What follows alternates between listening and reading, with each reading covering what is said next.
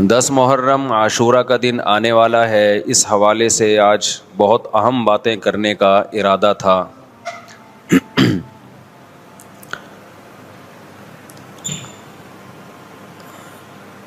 محرم میں کیا کرنا چاہیے، کربلا کا واقعہ اصل ہے کیا؟ کربلا کے واقعے پر تو میں ایک پورا بیان چند سال پہلے ریکارڈ کروا چکا ہوں، لیکن اس واقعے سے اہم سبق کیا ملتے ہیں؟ محرم میں ہم کون سے ایسے کام کر رہے ہیں جس سے ہم اللہ کے غضب کے مستحق ٹھہر رہے ہیں؟ محرم میں کیا کیا ہو رہا ہے میں آپ کو بتاتا ہوں۔ ان میں سے کوئی بھی عمل نہ ہمیں قرآن سے ملتا ہے نہ صحابہ سے ملتا ہے ہمیں۔ سیدنا حسین ابن علی رضی اللہ تعالی عنہ جو جنت کے جوانوں کے سردار ہیں، آپ سے محبت کا دعویٰ اس وقت مقبول ہوگا جب آپ سیدنا حسین کی سیرت کو فالو کریں گے۔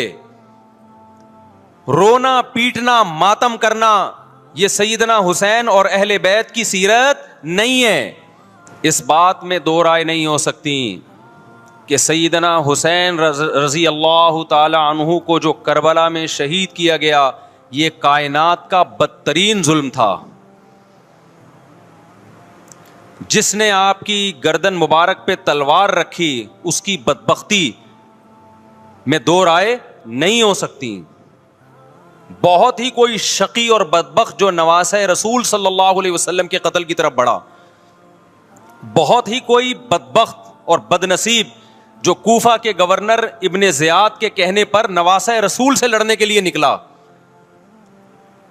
جو اس ظلم کو ظلم نہیں مانتا، وہ بھی اپنے آپ کو جہنم میں جانے کے لیے تیار کر رہا ہے۔ پھر کربلا میں ایک بڑا ظلم یہ ہوا کہ صرف سیدنا حسین ابن علی کو شہید نہیں کیا گیا، آپ کے ساتھ جتنے مرد تھے سب کو شہید کر دیا گیا۔ لیکن ہمیں پیغمبر صلی اللہ علیہ وسلم اور صحابہ کی سیرت میں کیا ملتا ہے؟ میں ایک آیت سے آپ کو سمجھاتا ہوں۔ مشرکین مکہ حضرت ابراہیم علیہ الصلاۃ والسلام کے نسب میں ہونے پر اور آپ سے محبت پہ بڑا فخر کیا کرتے تھے کہ ہم ابراہیم کی اولاد میں ہیں، ہم ابراہیم کے دین پہ ہیں۔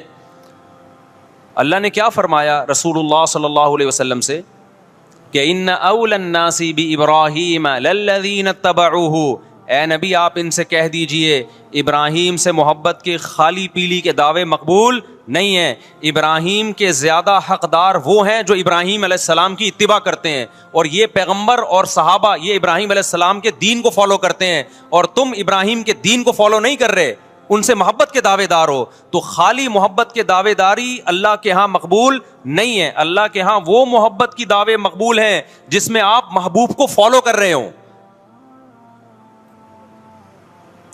سیدنا حسین ابن علی رضی اللہ تعالی عنہ جو جنت کے جوانوں کے سردار ہیں، آپ سے محبت کا دعویٰ اس وقت مقبول ہوگا جب آپ سیدنا حسین کی سیرت کو فالو کریں گے۔ رونا پیٹنا ماتم کرنا یہ سیدنا حسین اور اہل بیت کی سیرت نہیں ہے۔ صبر کرنا، ظالم کے سامنے ڈٹ جانا، جان کے خوف سے اپنی پالیسیوں سے پیچھے نہ ہٹنا، یہ سیدنا حسین ابن علی رضی اللہ عنہ کی سیرت ہے جو آج ہمیں کہیں بھی نظر نہیں آتی۔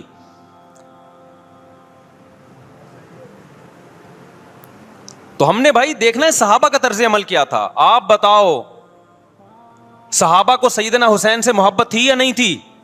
کیا غم کا پہاڑ ٹوٹا ہوگا جب اطلاع ملی ہوگی کہ سیدنا حسین ابن علی اور آپ کے اصحاب اور اہل بیت کو سب کو کربلا میں شہید کر دیا گیا ہے، کیا قیامت گزری ہوگی۔ کوفہ سے ایک شخص آیا نا عبداللہ بن عمر سے پوچھنے لگا جو مارنے پر دم کا مسئلہ، انہوں نے فرمایا تم نے پیغمبر کے نواسے کو قتل کر دیا اور مسئلہ یہ پوچھ رہے ہو کہ جو مارنے پر دم آئے گا کہ نہیں آئے گا۔ ایک طرف تم نے پیغمبر کے نواسے کو قتل کر دیا کربلا میں، اور اب ہم سے آ کے مسئلہ پوچھتے ہو جو مارنا جائز ہے یا نہیں ہے۔ صحابہ کے ہاں یہ غم کم غم نہیں تھا۔ دیکھو حضرت معاویہ رضی اللہ تعالی عنہ کے ہاتھ پہ بھی حضرت حسین نے بیعت نہیں کی, لیکن بغاوت بھی نہیں کی. کیوں؟ بغاوت سے فتنے کا اندیشہ تھا. حضرت حسن جو حضرت حسین کے بڑے بھائی تھے, انہوں نے سیدنا معاویہ رضی اللہ تعالی عنہ کے ہاتھ پہ بیعت کی اور اس اختلاف کو ہمیشہ کے لیے اپنی کوشش کے مطابق ہمیشہ کے لیے ختم کر دیا. ختم ہوا نہیں ہوا ایک الگ بحث ہے, لیکن حضرت حسن کا مقصد کیا تھا کہ مسلمانوں کی دو جماعتوں کو میں آپس میں لڑتا ہوا نہیں دیکھ سکتا. لوگوں نے کہا آپ خلافت کے حقدار ہیں, آپ نے فرمایا میں دستبردار ہوتا ہوں سیدنا معاویہ کے حق میں. حضرت حسن بیعت ہو گئے حضرت معاویہ سے, اور یہ اختلاف کو کیا کر دیا؟ ختم. حضرت حسین بیعت نہیں ہوئے, لیکن حضرت حسین نے بغاوت بھی نہیں کی. ہر ایک کی اپنی رائے تھی, حضرت حسن کی اپنی رائے تھی. ان کا خیال تھا کہ بیعت ہونا مسلمانوں کے لیے زیادہ مفید ہے, ایک پاورفل حکومت ہوگی, ایک طاقتور ریاست ہوگی, ورنہ لڑتے رہیں گے آپس میں. حضرت حسین کا موقف یہ تھا کہ میں بغاوت تو نہیں کروں گا لیکن بیعت بھی نہیں ہوں گا, کیونکہ اگر بیعت ہو گیا تو اس سے جو خلفائے راشدین کے دور میں جو خلیفہ کی سلیکشن کا طریقہ تھا وہ طریقہ ختم ہو جائے گا. تو میں اگر اس طریقے کو نہیں لا سکتا تو اس کے خلاف کو پروموٹ بھی نہ کروں میں.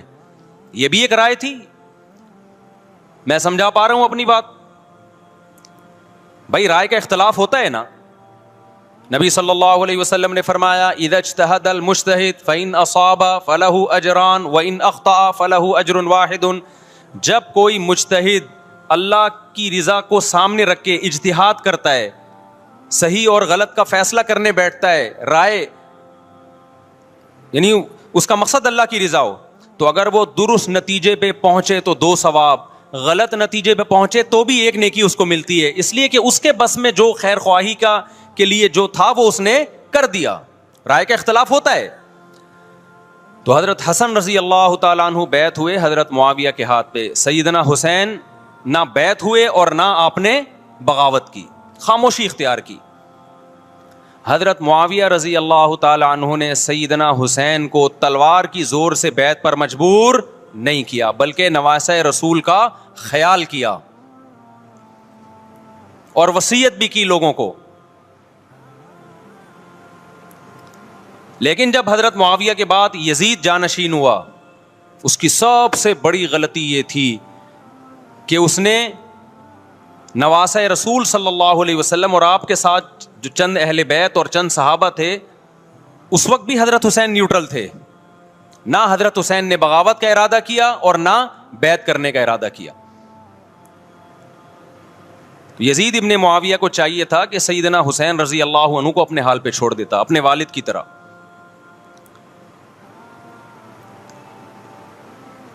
حضرت حسین رضی اللہ تعالیٰ عنہ کو جب کوفہ سے خطوط آئے, یہ میں وضاحت اس لیے کر رہا ہوں کہ حضرت حسین بغاوت کے لیے نہیں نکلے تھے, اس مسلمان حاکم کے خلاف بغاوت کے لیے نہیں نکلے تھے, کیونکہ رسول اللہ صلی اللہ علیہ وسلم کی بہت ساری صحیح حدیث ہے اس بارے میں کہ جو باغی ہے, جو ریاست کے خلاف بغاوت کرتا ہے, اس کو نبی صلی اللہ علیہ وسلم نے اس عمل کو پسند نہیں کیا.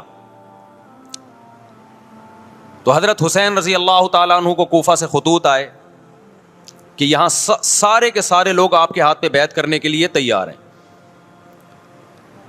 ظاہر ہے جب کسی علاقے کے لوگ دارالخلافہ ہو اور سب بیعت ہونے کے لیے تیار ہوں تو پھر آپ کا جانا یہ بغاوت کا عمل نہیں کہلاتا. حضرت حسین رضی اللہ تعالیٰ عنہ اہل بیت کے ساتھ نکلے. کربلا میں جب پہنچے, مشہور واقعہ آپ 20 دفعہ سن چکے ہیں, وہاں جا کے آپ کو اطلاع ہوئی کہ وہ خبر غلط تھی اور عبید اللہ بن زیاد نے ایک پورا لشکر بھیجا سیدنا حسین رضی اللہ تعالیٰ عنہ کو مجبور کرنے کے لیے کہ میرے ہاتھ پہ آپ زبردستی بیعت ہو جائیں. حضرت حسین رضی اللہ تعالیٰ عنہ نے مطالبے رکھے کہ یا تو مجھے واپس جانے دیا جائے, اور اگر بیعت کرنا ہی ہے تو میں دمشق میں امیر کے ہاتھ پہ جا کے بیعت کروں گا. بہت معقول مطالبے تھے یہ. میرا مقصد ابھی کربلا کا واقعہ بیان کرنا نہیں ہے, اس پہ بہت کچھ کہا جا چکا ہے, خود میرا بھی بیان اس پہ تفصیل سے ہو چکا ہے. اس کے بعد بھی سیدنا حسین رضی اللہ تعالیٰ عنہ کو مجبور کرنا کہ عبید اللہ بن زیاد جو بدبخت انسان جو قاتل تھا اہل بیت کا, اسی کے ہاتھ پہ لازمی بیعت ہوں, جبکہ وہ امیر بھی نہیں ہے, وہ گورنر ہے ایک علاقے کا. تو نواسہ رسول کا خیال نہ کرنا یہ بدترین ظلم تھا جو اس وقت حکومت سے ہوا ہے. حضرت حسین رضی اللہ تعالیٰ عنہ, دیکھو نبی صلی اللہ, آج ہم دیکھتے ہیں کہ جو بڑا آدمی ہوتا ہے نا, اس کی قربانیاں ہوتی ہیں, اس کی بڑی بڑی قربانیاں ہوتی ہیں. چھوٹے اپنے بڑوں کی قربانیوں کو کیش کراتے ہیں.